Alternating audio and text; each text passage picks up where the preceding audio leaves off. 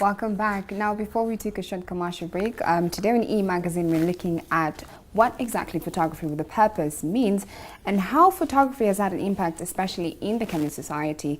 And joining me in studio today on Matchpool TV is Armstrong Toh, who is a veteran photographer in the Kenyan space. And I'm still excited to have this conversation with you.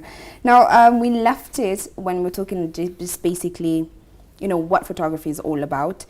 But I wanted you to explain to me what do you think is the state of photography in Kenya right now? It's really growing fast. Yeah. That's the first thing, and I think it's great in terms of you see different aspects, people expressing themselves.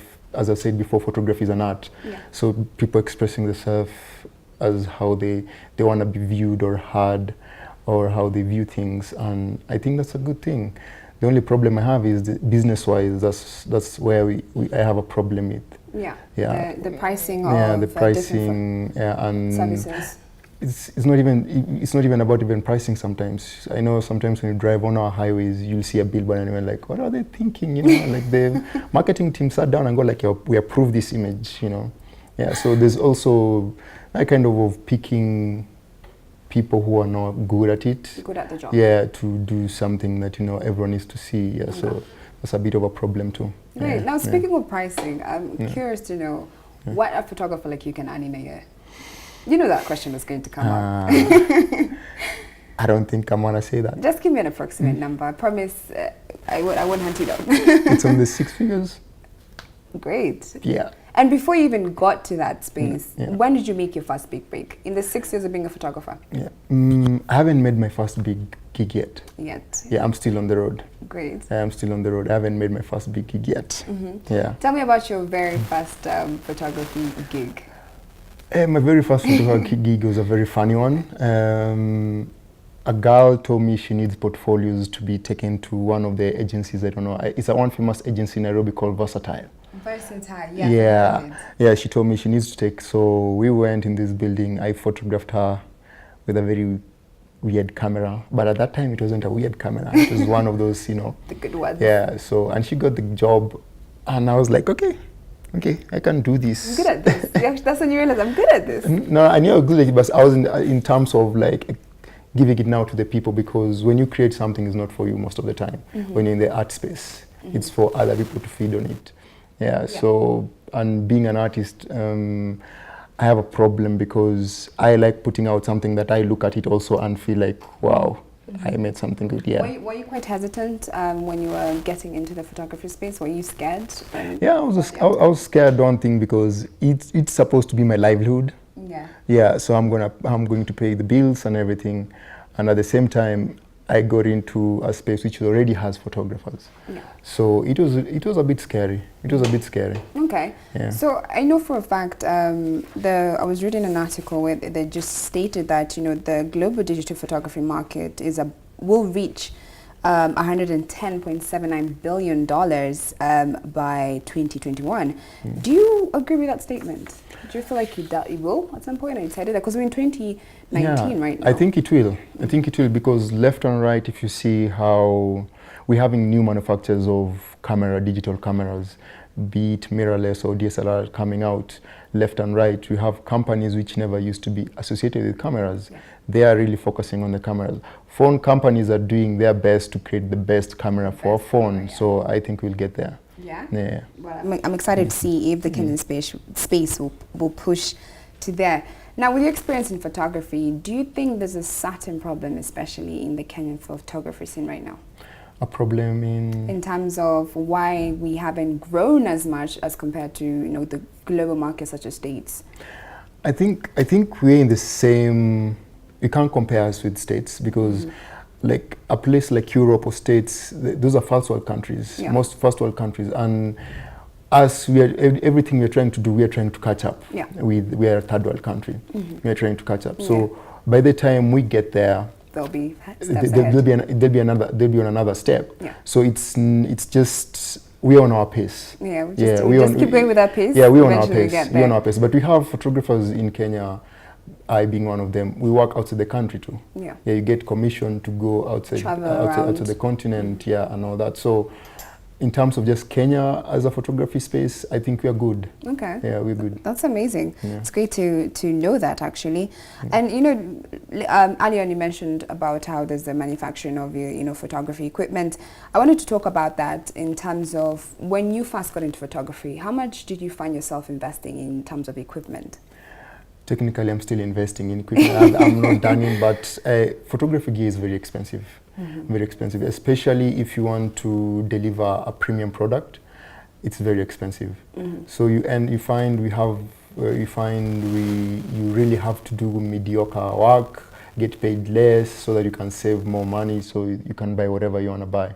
Yeah, it's a never-ending investment, because when, like right now, soon again, there'll be a new camera which will come out. Yes. There'll be a new computer which will come out. There'll be new lenses or lights or all those stuff. And then you need to upgrade, you need to change so that you keep up with the market. Okay. Yeah, so it's a never-ending expenditure and investment at the same time. Yeah. When you first got in photography, what exactly excited you about it that you dived into it?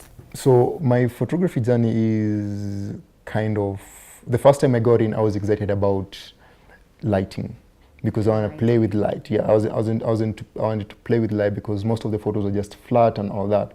So for a big time when I was starting, I was known as the guy who knows photography lighting. But then after 4 years, I did a project and I need to find meaning in my work. So I switched when I started working with the NGOs and learning about human beings, and I discovered I've been living in a bubble. So I switched it into this part where I want to tell as much stories as possible about people in a dignified way whenever I can. Okay, that's an amazing experience. Now, Armstrong, what would you advise someone who wants to get into this photography space right now? What should they consider in terms of, when they're getting into the space as a photographer? One thing, photography is one of the greatest things you can be part of, in terms of it's a hobby. You can be president and still be a photographer. Yeah. You can be a waitress and still be a photographer at the same time. So go for it. Yeah, go for it, express yourself. If you want to do it for business, you have to really, really work hard and put yourself in terms of stand out, in terms of your style, stand out. Yeah, okay. Yeah.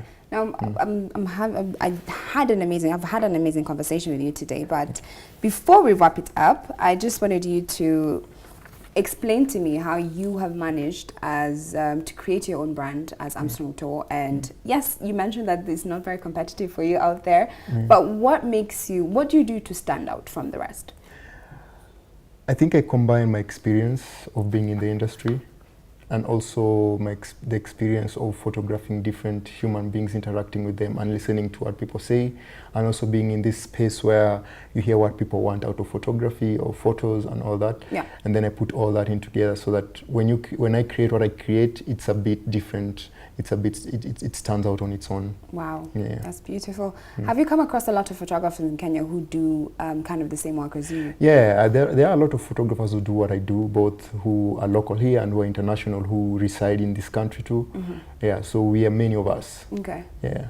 Now my last question for you is, I've noticed, a lot of photographers in Kenya tend to side on the part where they just do photography, fashion photography, or just basically photography that's based in the fashion industry. Why do you think that's happening? Fashion is a very big brand which has been there for centuries, since the beginning of humanity. Yeah. Yeah. So, and I find, and I'm okay with it. And it's something which will never end, because every season there's a new type of, trend. If it's men wear, if it's women wear, and all that. And it's beautiful to photograph and capture it because it looks amazing, but it kind of fades easily too. The same way the trend comes, it's the same way it fades quickly. So that's why, for me, I went to the stories which 10 years from now, someone will look at that story and it will still make sense. Still stick to their minds. It still makes sense, yeah, something like that. But I'm okay. I'm not discouraging anyone to do, because I've done fashion photography too. Yeah. I've done fashion photography, but when you now come to consider the fact that I want to do it in an artistic way, those are the type of fashions which stand out, and we rarely have them. Yeah. They're not that a lot. in the industry. It's true. Yeah. Okay, great. Thank you so much for being on Thank you E-Magazine for having today. me. I've had an amazing conversation with you. Thank you. And I'm looking forward to seeing more of your work. I really think it's something that moves people and has an impact, which is, I don't think we find a lot of photographers like that in Kenya. Mumbled. Well, we're going to take a short commercial break, and when we come back, we're going to move on right to the event diary and take a look at some of the art events that are happening this weekend or during this week.